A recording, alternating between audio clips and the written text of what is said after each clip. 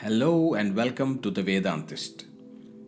In our first episode, we understood the massive difference between relative knowledge, the endless data, skills, and tactics we use to survive in the modern world, and absolute knowledge, the quiet, unshakable realization of who you actually are.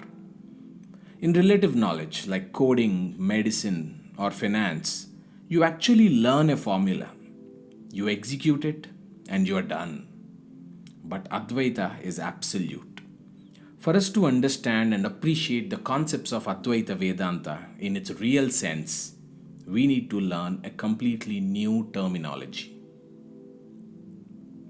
In the modern world, if you want to write a software, you learn a specific computer language. If you walk into a courtroom, lawyers argue in legal terminology. Similarly, medical professionals use clinical terms. Hence, Vedanta also has a specific terminology which is called as Paribhāṣā, a highly specific scientific terminology designed for this singular purpose: to understand the esoteric essence of the Vedantic principles. Why do we need Paribhāṣā? Because our everyday language is sloppy and heavily compromised. We need words which explain the context and help us understand the underlying concepts. Learning the specific terminology of Vedanta gives us three massive advantages. Number one, accuracy. It stops us from wandering on the understanding and takes us straight to the point. Number two, short and potent. Like a zipped file on your computer, a single Sanskrit word can hold gigabytes of psychological truth, making it easy to remember and understand. And number three, uniqueness. Uniqueness in the way we should understand a particular word prevents us from getting confused from the possible different meanings of the same word. So, the Paribhāṣā is used for accuracy, potency, and uniqueness. It provides a strong, continuous track for your mind to travel on, ensuring you reach the destination of total clarity without getting derailed in between. That's why we use this specific terminology all over our podcasts for you to understand Vedanta in its true, authentic sense. Once we have this language, we just don't memorize it. We have to metabolize it. In this absolute science, the theory, the practice, and the final result are not three different things. Yes, you heard it right. The theory, the practice, and the final result are not three different things. They are all one. When the theory is fully digested, that's when it's put to practice, and that's how it becomes your lived experience. And for the theory to truly digest and become your lived reality, we must move through the three fundamental phases of Vedantic experience. First is Shravana, which means listening. But this is not casual listening. Shravana is the intense, repetitive listening about the ultimate reality of life. It's about continuous listening about the eternal truth through multiple ways and means. Let us be mindful here. Shravana is to listen and not to mere hear. Listening needs that additional layer of attention than mere hearing, isn't it? Keeping it simple, listening is equal to hearing plus being attentive to what is heard. But if you are like most seekers thinking, I have heard these concepts before, I understand the concepts, so why do I still feel the weight of my life? Why do we have to keep going over and over these concepts again? Do you ever feel so? Even the ancient Upanishads ask this piercing question. After hearing all of these concepts multiple times, did you actually understand anything? The spiritual masters use a brilliant grounding analogy to answer this. They compare spiritual listening to the ancient practice of pounding paddy to obtain rice. If a bystander watches a farmer lifting and dropping a heavy wooden pestle onto the exact same pile of grain again and again, they might ask, "Why do you keep hitting the same spot again and again with that wooden pestle? Are you crazy?" But the farmer is not focused on the repetitive action. His eyes are on the rice hidden inside the husk. Similarly, when we repeatedly listen to these teachings of Vedanta in some shape or form, we are not just talking in circles.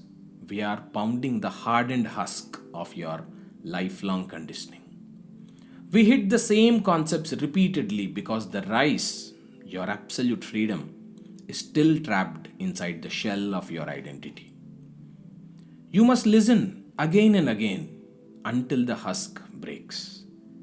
So that is the first phase of Vedantic experience, which is Shravana, that is listening.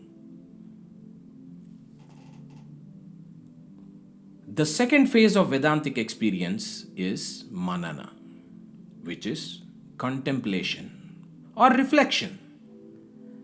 Let me give you a highly practical example here.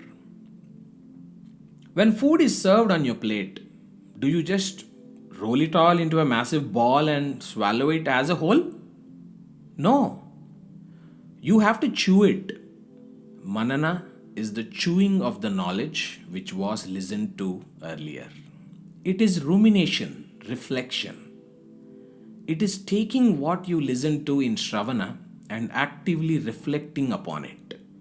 You ask yourself pertinent questions.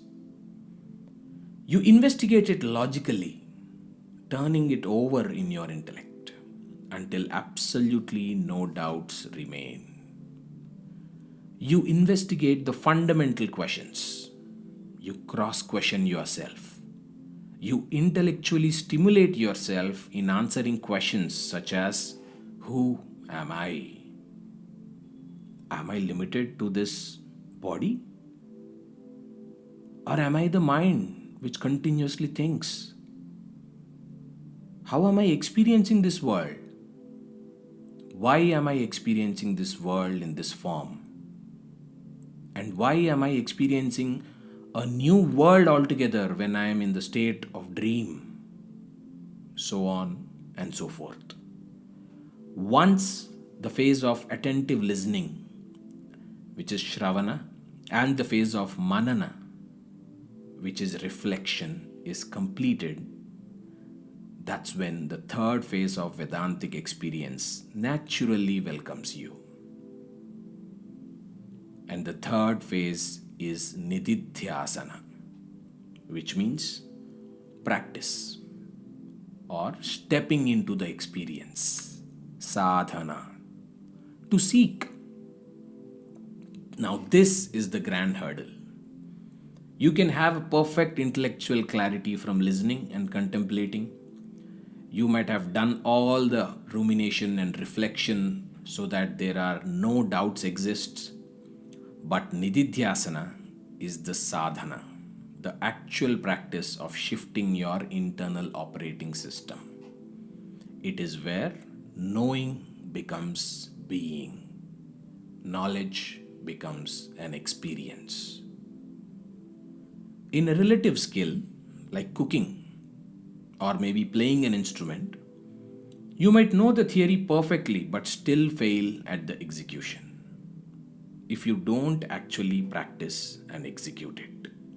Similarly, in Advaita Vedanta, the theory which was listened to in Shravana, the clarity of thought which was obtained during Manana, have to be put to practice through Nididhyasana. That is the moment the dualistic perspective of the world drops. You don't just know about the Supreme Consciousness. you operate as the Supreme Consciousness itself, effortlessly, right in the middle of the modern chaos.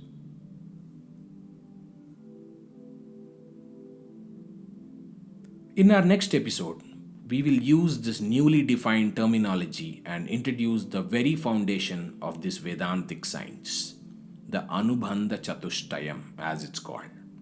The 4 rigorous conditions that any true science must answer, failing which it does not have the right to be called as a science. Today, you are doing the Shravana, you are doing the listening. Keep reflecting on these thoughts which you have listened today and keep asking yourself the right questions of who you are until the next week.